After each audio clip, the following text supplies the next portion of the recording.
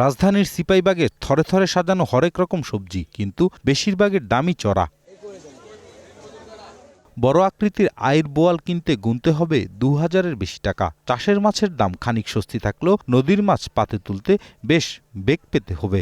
না, মাছ মোটামুটি এখন মাছের বাজার দাম মোটামুটি ঠিক আছে, একটু বাড়তি আর কি। আমরা বাধ্য হয়েই ওই টাকাতে কিনতে হচ্ছে। এটা কিন্তু আমাদের এই জীবনযাত্রার জন্য কিন্তু একটা খুবই চ্যালেঞ্জ। আমাদের পাইকারি কেনা পরে 50 টাকা 60 টাকা কেনা বেশি কেজিতে, ওই ক্ষেত্রে কেজি ক্রেতার উপরে 30 টাকা 40 টাকা বেশি হওয়ারই কথা। মুরগির বাজারেও আগুন। কেজিতে 20 থেকে 50 টাকা বেড়েছে ব্রয়লার মুরগির দাম। 50 থেকে 100 টাকা বেড়ে 850 থেকে 900-তে বিক্রি হচ্ছে গরুর মাংস। খাসির মাংসের দামও অনেকটা বাড়তি। মাংসের বাজার তো আজকে 800 টাকা কেজি, যেটা আসলে সাধারণ মানুষ, যারা নিম্ন আয়ের মানুষ বা মধ্যবিত্ত, তাদের তো সাধ্যের বাইরে। আমরা যেখান থেকে মাল ক্রয় করি ওখান যাই, ধরেন মালের দামটা বেশি হচ্ছে, বেশি করে নিয়ে আসেই পরে আবার আমাদের এখান থেকেই বেশি বিক্রি করা যাচ্ছে।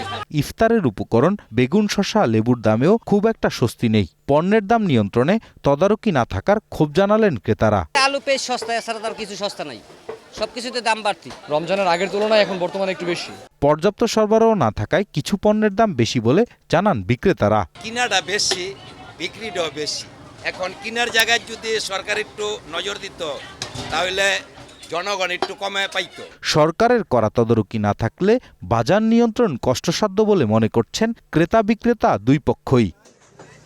খান শান্ত, গ্রিন নিউজ, ঢাকা।